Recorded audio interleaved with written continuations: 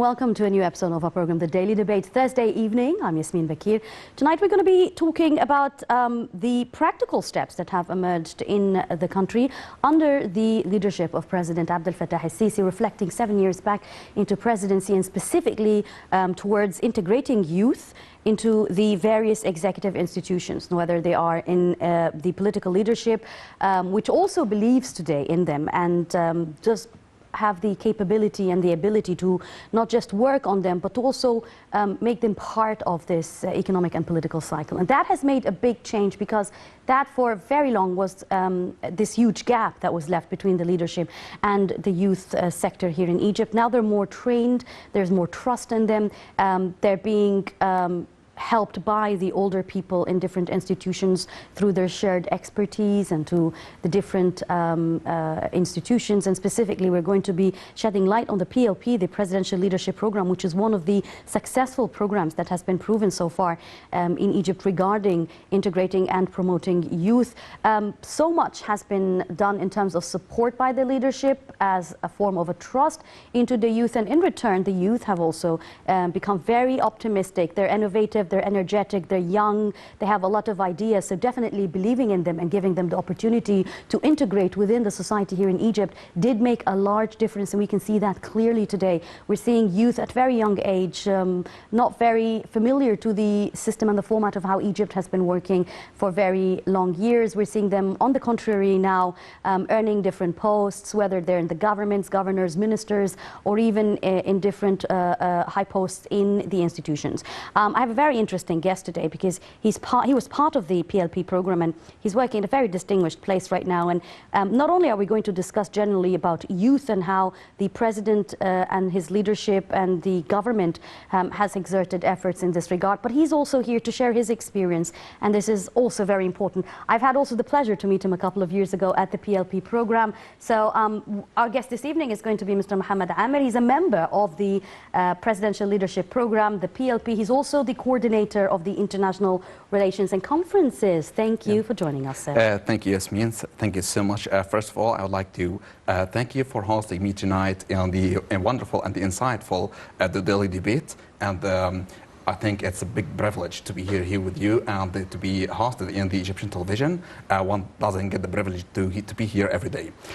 Speaking of youth, it's safe and sound to say that youth from 19 to 29, they count for like 19 million Egyptian people. And that's a huge opportunity, a huge number. Equal to 1/4 of the Egyptian people. Young generation. Yeah, and that's what we're going to be talking about tonight. We have a lot to discuss, mind you, Mr. Mohammed. But let's take out this first report here. And President el-Sisi asserts the state support to the Egyptian youth on the international youth level. Let's take a look at this. President Abdel Fattah el-Sisi assumed power in 2014 and put youth and their assuming of office on top of his priorities. And this was evident in the Egyptian states taking several steps towards that goal at all levels. The president has been paying great attention to empowering Egyptian youth on all walks of life, as he was keen on helping young people take charge of leading positions and participate in decision-making process. The president has also gave his directives to implement training and qualification initiatives for young people to participate effectively in public work.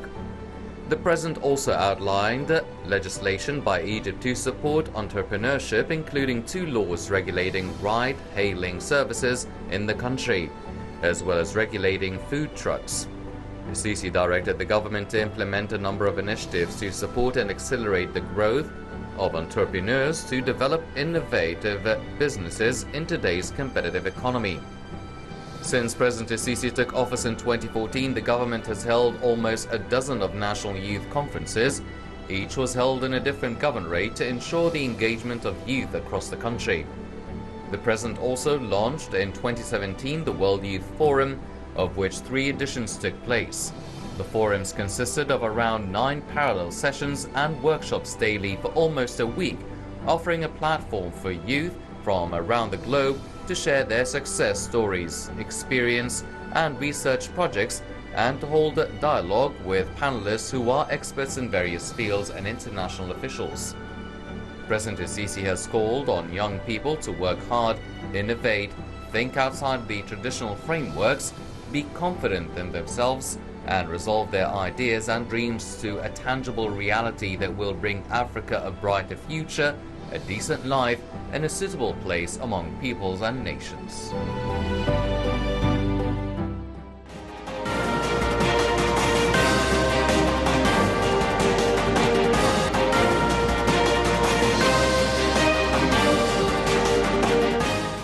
Welcome back again. You're still watching us here on The Daily Debate. I'd like to welcome once again my guest, Mr. Mohammed Amer, who's a member of the Presidential Leadership Program, the PLP, and the coordinator of the International Relations and Conferences.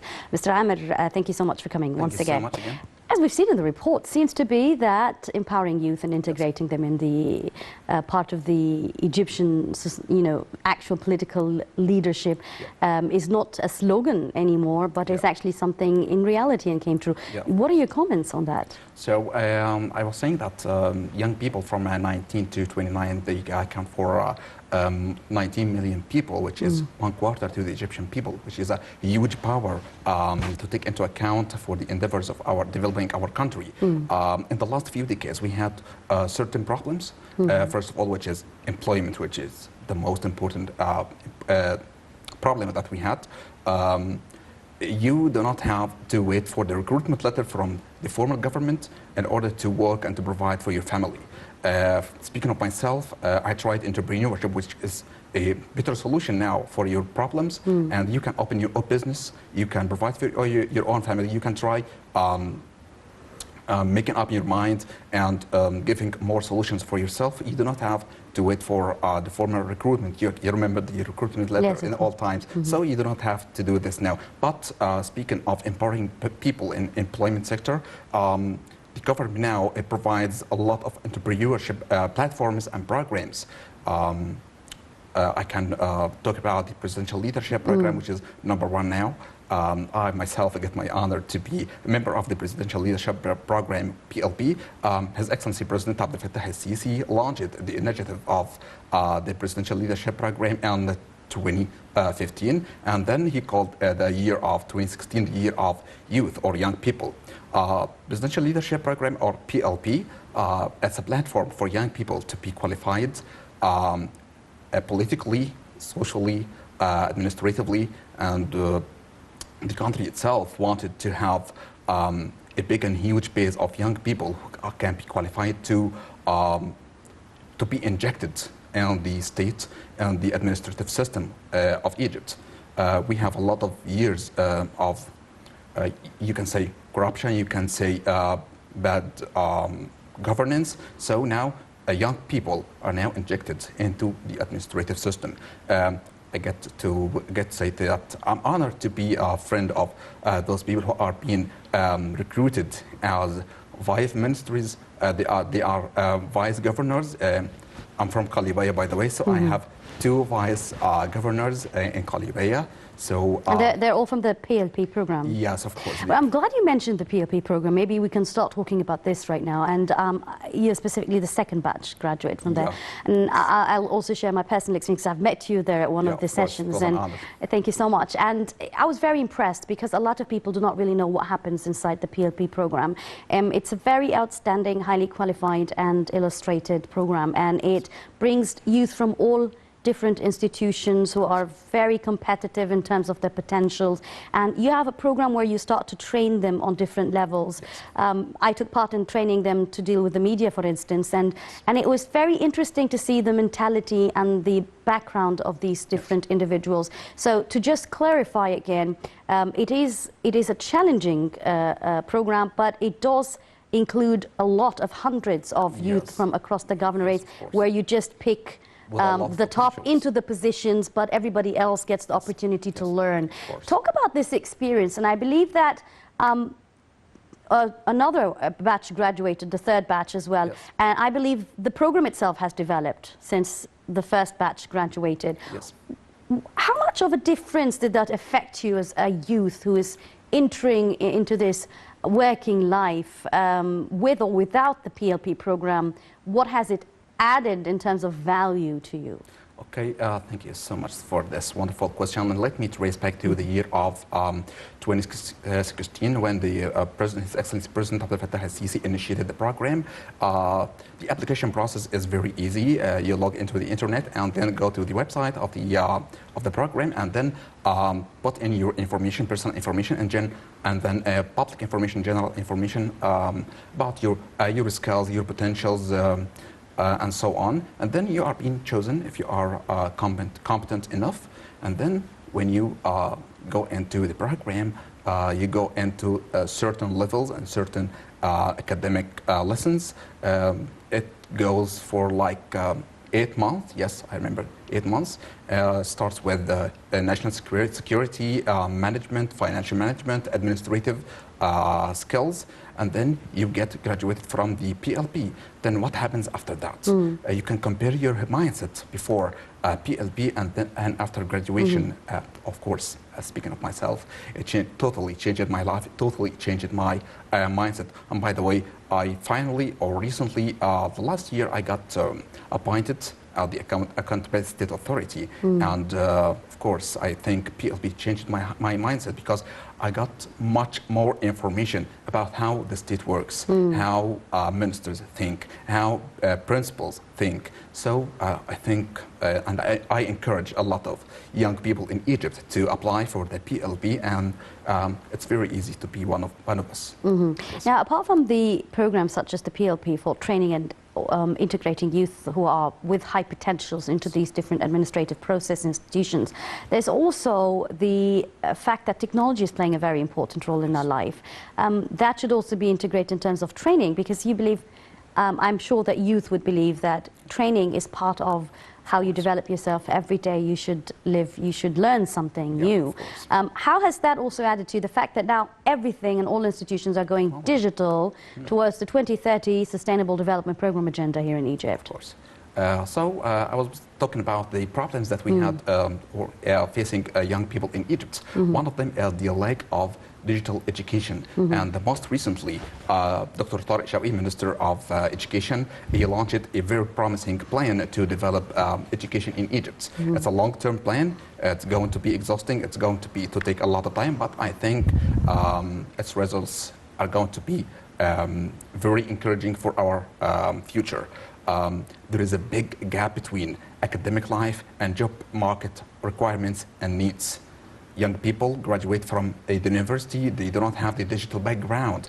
By the way, the repercussions of COVID-19 pandemic, it pushed us into a digital world. Now, every single conference, it's online. If you're a teacher, you're teaching online. If you're a translator, you're translating online. A lot of jobs are done. I just hope it doesn't go like that forever, because we're going to start facing, other sort of psychological outcomes from this fact that you're isolated into this virtual world. You need to have a digital background. Of course. You need to have computer skills. You need to have developed computer skills, not just computer skills. So, and the creativity of how to deal with the online. It's not like face-to-face. You're not going to be doing all the talking. Young people are using tablets in our schools, in our universities. We're using digital information, and we have a lot of skills to handle in order to graduate much better young people for the future of our country. Now, the main parts of empowering youth are, not just the political side. There's the social side, there's the educational, as you've mentioned, and there's the economic, political, and the psychological aspect as well. So, how do you see the state has worked on all these different aspects together to help in supporting youth and prepare them? Because they are the future leaders in Egypt. They will be the future decision makers. The new Egypt, or the new republic, as they say, is going to be led by these youth in a coming generation. How does this work out? This was one of the most products of the PLP. I'm talking about the initiative led by President Abdel Fattah al-Sisi, which is called Decent Life, or in Arabic, Haya Karima. We are focusing on the social aspect of young people, or the big sector of the Egyptian people. In the last few decades, we suffered from a lot of poverty, corruption, bad life situations. And by the way, few meters away from this place, from Maspero, there has been a place that's called Maspero Triangle. It has moved away. It was filled with slums and rural areas and bad places. And then this place is moved away for a better place, for a better lifestyle. A decent one. Yes, it's called Decent Life for a reason. So we are providing decent life for decent people. The Egyptian people deserves much better than this, and we are working on this. This is the social aspect that we are focusing on right now. And it's also psychological, if you believe it or not. So if you are It's living definitely, in when you bad have a place, decent life, you're going to psychologically be better. Of course. This is very important. So if you want to make out a good person of the people, so you need to provide decent life for them. Now, engaging youth as deputy prime ministers, deputy ministers and governors, as well as you've mentioned, and also other deputies for other institutions, during the past 2 to 3 years, from your perspective and your analysis or opinion, has that changed the performance level of the government? Yes, I totally believe that. By the way, during PLP and during the World Youth Forum, which is a main product of the PLP, we made something that's called simulation, or the government simulation session. Yes, that was outstanding, especially the last one in 2019. That was really... Of course, and by the way, it's what was national and international, by the way. At the national level, we made a simulation for the government. Each one of us represents a minister or a governor, and then we discuss a lot of problems and issues in our places. For example, I'm the governor of Qalyobaya, for example, and then I discuss my problems in my government. And do these come from research, or are they from feedback? From real life, research as well, apart from real life, because there's a difference, you know, now that, between researching on something in terms of survey and between the public opinion of what's said and, you know, the things that are not part of the reality. Yes, of course. So it was based on a reality. Yes, of course. This is the most important thing about PLP. It's coming from the street, right from the street. Yes, we are doing research, and most of us are researchers, but we got our information, our numbers, our figures from the street. So I was the representative of Qalyobaya, so I had to know much more about the problems of the street in Qalyobaya. My colleagues from different governorates and from different authorities, they talk about their problems and their issues, and we are trying to figure out solutions for a better future for our country. So this is the national level. At the international level, we have the 3 versions of World Youth Forum. So in 2017, we had the simulation for the UN Security Council. So we were discussing the problem of the crisis in Syria. The second version, we discussed the problems with the African nations, and the last version, we talked about the Euro-Mediterranean people. So I think we moved from the national to the international level. This is wonderful, I think. I'm glad you mentioned the World Youth Forum, because that was also another initiative by the president. It was a very generous initiative as well, because I believe for the first time ever a president would sit with youth and talk to them on this very human level and listen to them and to answer back the questions. And this two-way of communication was never found, even in the most democratic countries, believe it or not. So again, how has that also made that, not just that boost for the youth, but really got him close to the leadership in terms of the trust issue and the notion of patriotism as well, if you may say? I mean, there's a lot of things that are included in that. Maybe you can help describe that. Of course. So throughout the last few decades, we suffered the problem of a gap between young people and the leadership. But from the it's like they both live in different worlds. Yeah, of course. But I think His Excellency President Abdel Fattah al-Sisi solved this problem with a lot of initiatives. Most important of them is the PLP. And by the way, there is an academy now that's called the National Training Academy, which is a product of the PLP as well. The gap is now bridged between the leadership and people, and young people. By the way, we sit with the president, we sit with the ministers, we sit with the prime minister, and we discuss with them the problems that we suffer from, with real numbers, with real figures, and they respond to us with certain solutions, with certain discussions, and so on. I think, and that's how things work to the best. Of course. And solutions are being solved, and there's always a plan B, plan C in terms of crises. Now, the World Youth Forum, or the International Youth Forum, was also a very interesting idea, because that's, you're going from being internal to international. So, and the irony was that youth around the world, they share same common dreams, they share common goals, they have common fears, and they have common challenges. And that was the irony of it. And seeing that through this youth forum was also a very brilliant idea. Tell us your experience with that. I believe that COVID had paused a session that was supposed to take place in 2020, but we've had 3 versions, I believe, of the International World Youth Forum. Each year there is a more increased number of participants. We're seeing successful stories from around the world and international figures taking part in it. It is just very well organized, very well planned. The sessions are very well updated. Tell us all about this experience as well. Okay. Thank you so much for the question. And from the year of 2014 to 2016, we had national conferences. But for surprise, in Ismailia, one of us proposed an idea to move into an international level. Yes, I remember the president saying, and he said next year we're going to do an international. In Alexandria, His Excellency declared that we're going to move to an international level. And then we were ordered to make World Youth Forum, the same forum that we had nationally but at international level. So the first World Youth Forum in 2017, it took place in Sharm el-Sheikh, and we focused on certain areas with certain discussions. We made the simulation for the UN Security Council, and I got the honor to be a member of the organizing committee, and I was the vice president of the media committee.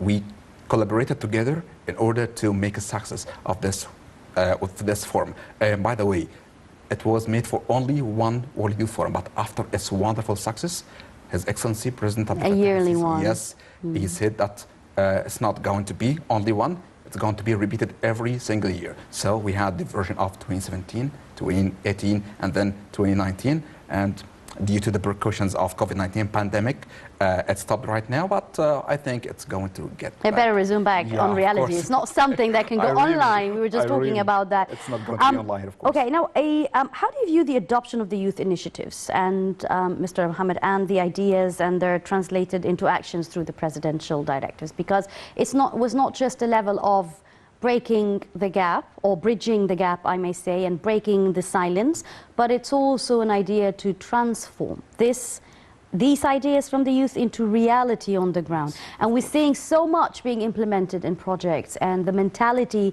and the mindset of the administrative process here in Egypt that has for long been very rigid, become more flexible, become more updated, and become more modern. How was that done by the youth?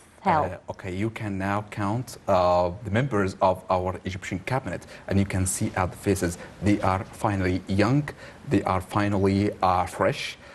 You can see every single cabinet. Young and fresh, that sounds very interesting. Young and fresh, all right. Yes, they are young and fresh mentally. Yes, mentally, that's exactly. Psychologically and mentally and everything. You can see every single cabinet reshuffle. You can see young people and young faces at the level of the ministers, vice ministers, governors, vice governors. We have a lot of members of these people, young people, are being injected into the administrative system in Egypt. I think new ideas are being injected in turn. So I think the state is very serious about this. Better solutions are now put into our problems, which are inherited from tens of years, now are being, we are trying to solve these problems. Through young people, I think these problems are going to be solved much more quickly. How do you ensure the effective participation of youth in all aspects of the national work in particular? Because that's also a thing. There's a difference between having an administrative position in one of the institutions or governments, and there's the national work, which I believe is a higher level of devotion and dedication and innovation in this response. Tell us more about the difference in this perspective. Okay, talking about the national level of collaboration between young people, I said that we had an initiative that's called Decent Life or Haya Karima. We have different initiatives. Like, for example, the insurance system, the medical insurance system. Interesting. Yes, of course. It started with Port Said. It started with Port Said. Now it's been tried in different governments in Egypt. I think this was a very important product of PLP, and the President himself focused on this because we have medical insurance in Egypt, but we do not have the proper medical insurance in Egypt. And by the way, the president of the medical insurance in Egypt is one of us, is a PLP member. Yeah, of course. That's very proud. It's really interesting to see that. Yes, of course, and he's a very good person to deal with, and he had a lot of ideas to inject into the system. I think we are collaborating for the best of our country. We have a lot of ideas, and even if they are not now implemented in the ground, but I think one day it's going to be implemented. Yeah, as a person who's young and fresh, as you said, and going into, I mean, no, Egypt is different today maybe than 3-4 years ago. I know that the way has paved at a much more better position today. But speaking during the last 3-4 years, you said ideas. Was it really an issue of finding ideas, or was it the issue of implementing these ideas at the lowest cost, or with a time frame? What was the equation that made it very? I'm sure that the ideas were not coming out of space, but there must be something special about having a push for these ideas to be implemented. I really wonder, curiosity, what this is about. It's not about the idea itself. It's not about the people who think about the idea. It's not about the people who are implementing the idea. It's about the people who listen to the young people. That's the thing. Yes, so that's the equation. We need principals who listen to young people. And trust in them. Of course. What they say is going to... Yes, of course. It's trust issue. We had a lot of trust issues in the last few decades. Now it's been solved. So ideas, there are a lot of ideas. Solutions, we have a lot of solutions. But we need those who can listen to us, who can trust us, who can... by the way, our papers are very ready. They are ready. We can submit them. We can do a lot of things on the ground. So it's not about the ideas. It's about the mentality, about the people who listens to us. So I think... so the whole mindset has changed, right, Mohammed? It's not just... mindset. Yes, not just the mindset of those graduates from the youth, whether PLP program or so, from the government itself. Yes, of course. Another report is about to be aired, and Egypt's ministers explore ways to foster human capital investment, and we'll be back to discuss further on this issue. Please stay tuned. The Ministers of International Cooperation, Local Development, Agriculture and Land Reclamation and Social Solidarity held a meeting to discuss strengthening efforts made by the Egyptian government in investing human capital, particularly through projects that support communities and rural women.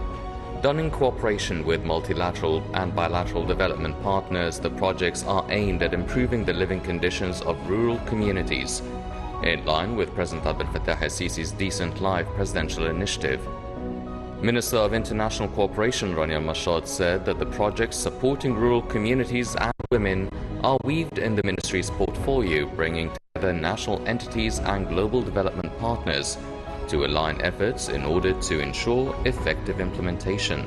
And Mashad added that the government, in order to push for a sustainable and inclusive future, has taken several steps in stimulating investment in human capital and in capacity building across various fields, including health, education and women, among many others. She elaborated that in 2020, the Ministry of International Cooperation concluded cooperation agreements with development partners worth $900 million, aimed at enhancing investment in human capital. Minister of Local Development Mahmoud Sha'rawi pointed out the ministry's support for the projects through its various programs, such as the Upper Egypt Local Development Program and the Decent Life Initiative, all of which help in providing job opportunities for the youth, women and farmers via low-interest loans.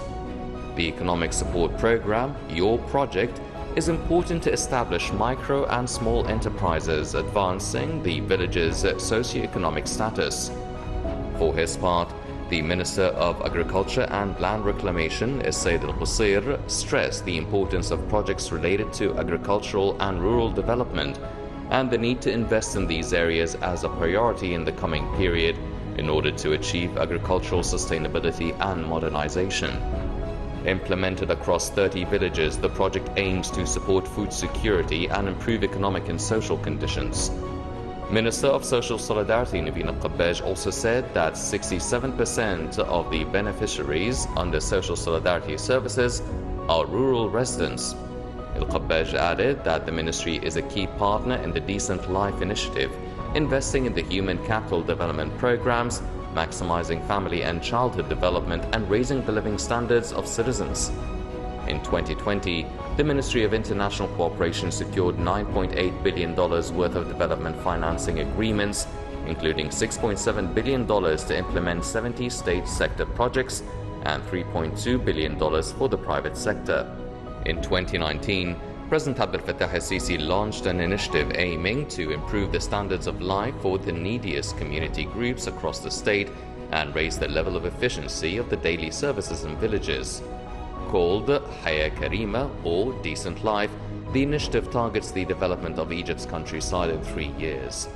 Egypt's Sustainable Development Plan for the fiscal year 2021-2022 has allocated £200 billion for the social initiative Haya Karima, and the plan was approved by the Parliament.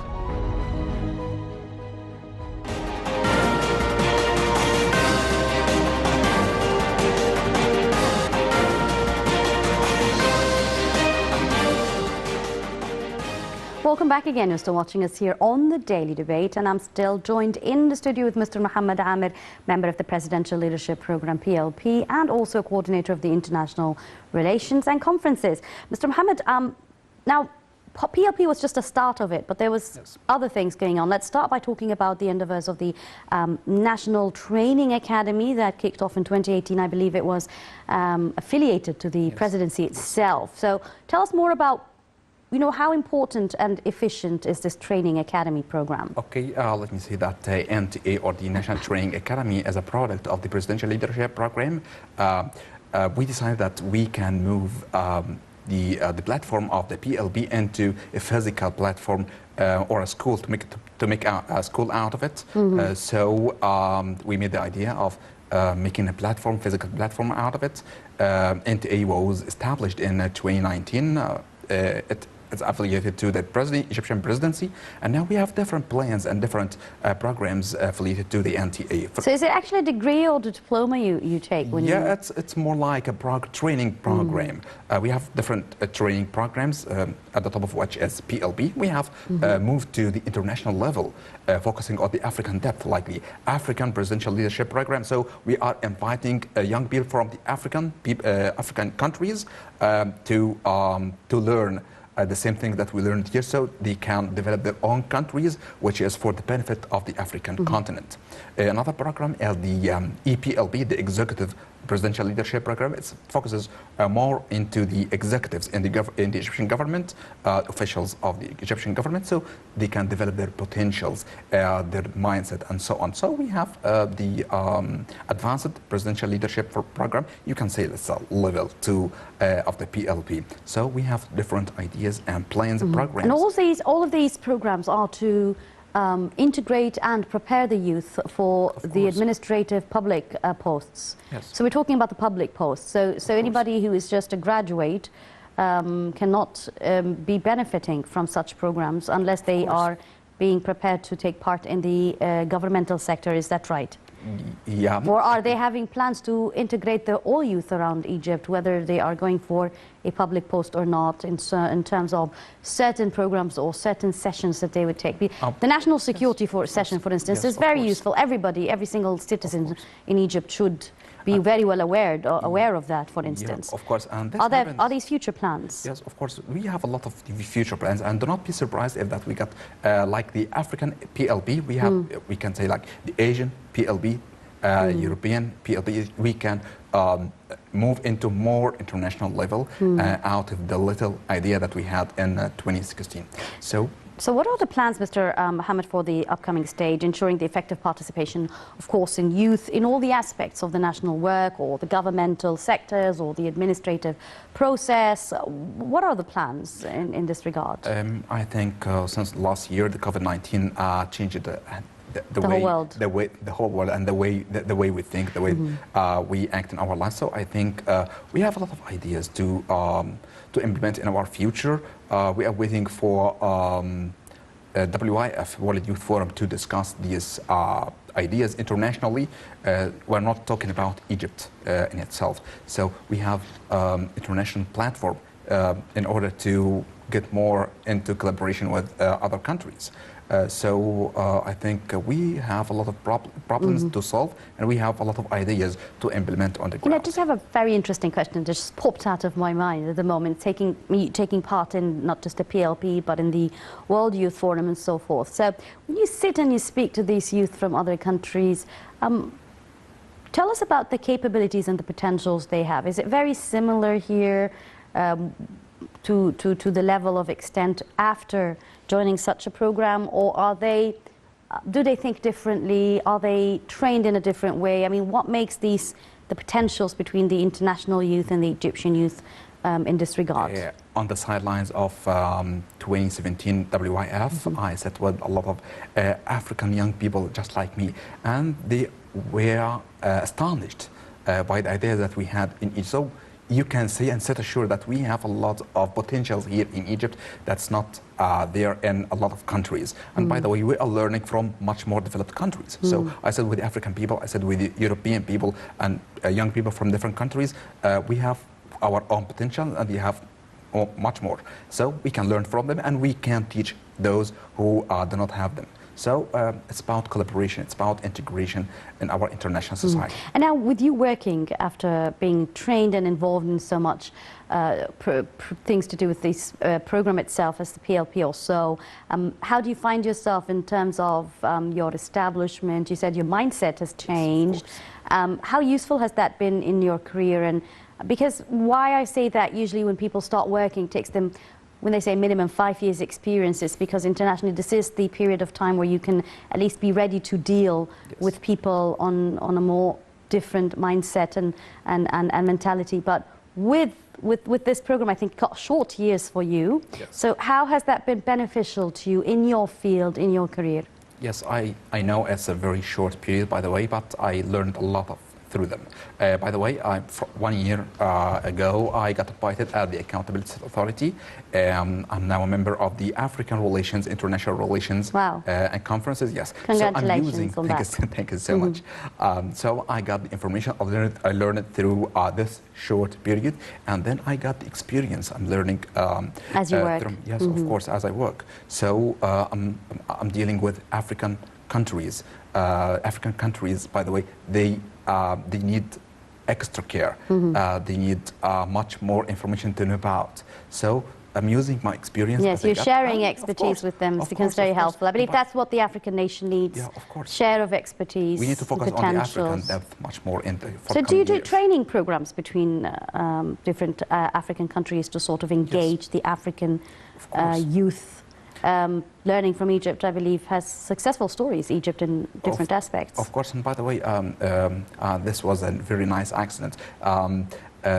During my work, the last month, I got this young man who told me about the presidential leadership program and his experience in Egypt. He visited Egypt before and he talked to our colleagues, and then I was in my work and he told me that it was a wonderful experience to him, and he wants to join us, and he wants to establish the same idea in his country. He was Interesting. Yes, he was from Togo, and nice. I think we need to focus on the African depth. They need us, by the way. They need us. We need to be there, and I think we are going to be there very soon. I know that dreams of youth are endless, and they are far beyond, the stars, if they may say. But if I would say the dreams of youth today, I mean, especially with having a leadership who has made so much things that were just imaginary come true in 7 years, that you feel like you can't even hold your breath to sort of count all these amazing things that have happened on the ground in Egypt, and you see every single day. And that had paved the way for our dreams as youth to come true. Have dreams of youth changed now after 7 years of leadership, seeing promises being made on the ground, or are they shooting for the stars, as they may say? Life is challenging. That's one thing to say. I think young people need to work much more on their skills. Job market is very challenging, so you do not have to wait for the government to recruit you. Yes. To recruit you. You can work on yourself. And by the way, I got graduated in 2010, and I opened my own business. It was a success till I got appointed. So I didn't wait for it. I developed my skills. I developed my potentials, and I got money out of it. And what you would advise them? Because the thing is that you want to advise youth to work on themselves, but youth don't know the channels that they should connect with to work on themselves. If you just put on a list of to-do lists for them so that they could follow on as part of it, what would you tell them? If you are a fresh graduate, okay, first of all, you need to model your lifestyle. You need to wake up early. And I was just going to say that. You need to wake up early. I tell my students that. They're like, well, you want to really, deal with life, you need to wake up at 6 o'clock in the morning. Yes, of course. I do this every single day. My health is much better now. I'm a much better person about myself, psychologically, mentally, physically. So first of all, you need to wake up early, and then you need to make a to-do list daily. That's like a to kill first option for them. Wake up early. Wake up early, yes. Yeah. Then make a to-do list daily one. Now I'm going to study. After that, I'm going to go to work. After that, I'm going to work on something. And then after that, at the end of the day, I achieved number 1, 2, 3, 4. So you need to have a daily practice. The thing is that, Mr. Mohammed, youth lack patience, and then they can get lazy and lack the motive. And many of them think that once you've been well educated, then you're already ready to receive all walks of offers out there in the market. But then again, that's not how it works.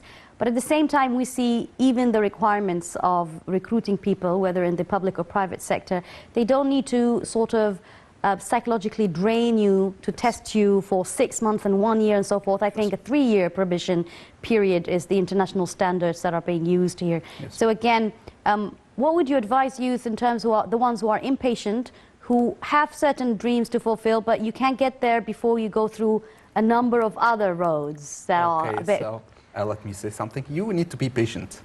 You need to be patient about your future. You are not going to have your dream job from the first day of graduation life. By the way, dream job. So that means you're going to do a lot of other jobs you have no idea about before you reach there. I myself did that. So we all did that. Yeah. All of us. We all did that. Well, we're not specifically saying that if you're an engineer or that you're going to do something far away from your school. On the best engineering company in Egypt in the first day. Exactly. People say real education comes after graduation. You need to develop your skills. You know what skills that you acquire, the skills that you like, so you need to develop them before going into the job market. So the job market. And the concept of training as well, a lot of people skip that, especially when they send them on tours outside for conferences. They would go and tour around the city and not be interested to attend the sessions. And that is something that only, unfortunately, Arabs do. I don't want to be very picky, but Arabs, they have this kind of mentality of not wanting to really take training very seriously. One advice to say, you can start developing your skills before graduation. Unless you get paid for training, then you won't really do it. Of course, we don't do this. Yeah. But one advice to give, please start developing your skills before graduation. Do not wait till your graduation to develop your skills. You know what you like. So make a list out of it. So I need computer skills, I need digital skills, I need pronunciation skills, I need English or language skills. So you can learn much more during your free time. After that, you will not have time. Myself, I'm looking for a single Even though we minute. wake up at 6 o'clock in the morning and we still don't have time. Yes, that's so true. It happens every single day, and I do not have a minute to do much more that I did in the last. When we talk about the competition or the challenges in terms of when you can get there but never be too old to get there, you know what I mean? Because now things have been are working vice versa. You'd much more get better opportunities when you're younger, but when you are past your 45, your chances gets a bit dimmer. Is that true? I do not think so. If you are 60, the mentality, if you have the mentality of being young, you'll still being young. So I'm 32, I'm still young. If I'm 62, are you? Yeah. All right, interesting. And I'm going to tell you how old I am after this. But you're still young. I'm going to tell you right after this. If you are 62, if you are 32, you still have the mentality of being young. That's it.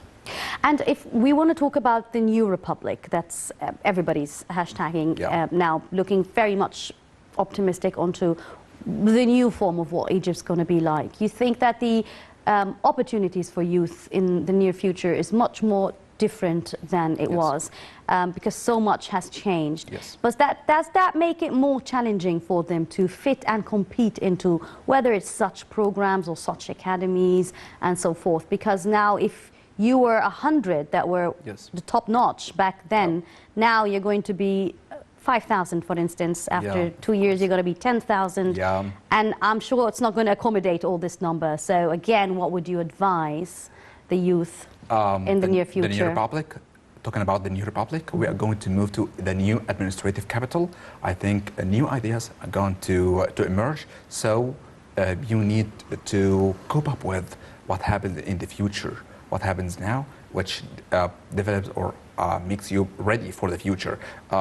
Make a list, as I said before, make a list of your ideas, make a list of your skills, your potentials, develop yourself, and make yourself ready for the future, because the future will not be waiting for you if you are lagging behind.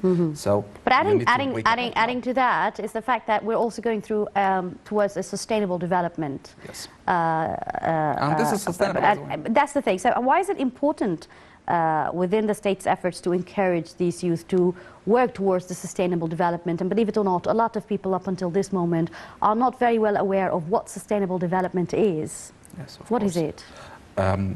Okay, life is quick pace. We live in a life it has a quick pace. So if you are lagging behind, if you are sustainable with yourself, if you are not sustainable in your skills and ideas, you are going to, as we say in Arabic, we are going to lose the train of being required for the job of your dreams and so on. So you need to develop yourself sustainably. This is the main definition of sustainable development. At the personal level, you need to develop yourself sustainably. Do not waste single day of your life without acquiring a new skill. And this is important for your future, for your life. It seems to be sounding that as we are exceeding with the years, the fact that being employed in the public sector or for the government is very challenging than it is for the private sector. And that is also something very strange and new to the mentality and the mindset, to the world, basically. What does this give as an indication to the performance and the competitiveness that is ongoing between the public sector and the private sector in Egypt today? Comparing between the private sector and the public sector, now the new administration, it's different from the old one. The dream of the dream job that you need to have, the job that starts from the 9 and then you go home at 2 o'clock. Do they have these jobs? It ended forever. They have a job from 9 to 2? No. Where is it? Tell me. There is no job from 9 to 2. I'm looking for that, but it ended forever. And you have weekends or holiday? Do they have a job that gives you a holiday on the weekend? weekend? I do not have those. But it ended forever. So if you are comparing between the private sector and the public sector, it's not much big. Yes. It's not that big. It's not big. So you want to be recruited in the public sector, you need to be ready for that, because you're going to be assigned with a lot of tasks. It's not like old times. No, not like old times. We talk at the beginning about the projects, the national projects, which are large and all over the place in Egypt as well. A lot of youth have been employed, because at the beginning you said employment was one of the main challenges in Egypt. Now we see a lot of youth being employed in these national projects across the governorates in Egypt. Has that helped so much, in not just for them in terms of enhancing experience, but also representing Egypt in the quality and the outstanding performance that they do? How has that worked out, now, from your opinion? Yes, of course. Now we can look into the cities or the new towns that are being established, and the universities are being established. Every single governorate. For example, I have applied for a lot of universities like New Mansoura University, Galala University. The future is challenging. The future is very it needs a lot of skills. So I believe in order to move for these places, in order to move for a new administration, in order to move into a much better life, you need to develop your skills and potentials. Absolutely. We have 2 minutes before our show ends. What would you like to say on a final note? I know it's the first time that you come here on Nile TV. Yes, so of course. What would you want to share? You've had a lot of experience going on. You have taken the road, as they say, or the step from the beginning with the development of the country. You've shared into the changes of these different initiatives, took part in the sessions, graduated from the program, and ended up to a very outstanding job that's very challenging as well. So what do you want to say in this regard? The most important advice that I provide today is that you do not need to wait for the job of your dreams. You can wake up, you can develop your skills, you can look for the opportunity. The opportunity is not coming to you. You need to come to it. Do not forget to develop yourself and live your life in the same time. So I think this is important. Mentally and psychologically, you're going to be comfortable with yourself. Interesting. Yes. I was very proud and honored to have you joining me. Thank you It's so good to much. see you after so long. Mr. Mohammed Amer, member of the Presidential Leadership Program, the PLP, and the coordinator of the International Relations and Conferences. Thank you for coming in. Much, Dr. Good luck, of course. Maybe I'll see you a minister one day.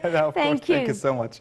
It will be an honor. And of course, this is a very interesting episode because when we focus on youth, it's very essential that we see a live example and someone who has been going through all these stages and discusses exactly what it was like to be part of this program and how much of an added value that was to him, and how has that affected his career and his mindset. And maybe that was the key word here, because it's not just an opportunity, it's a mindset that you get to think differently and see things from a different perspective when you get to train and learn more about what's going on in your country on all levels. That brings us to the end of our episode of the Daily Debate. I'm Yasmin Bakir, signing off. Thank you for watching.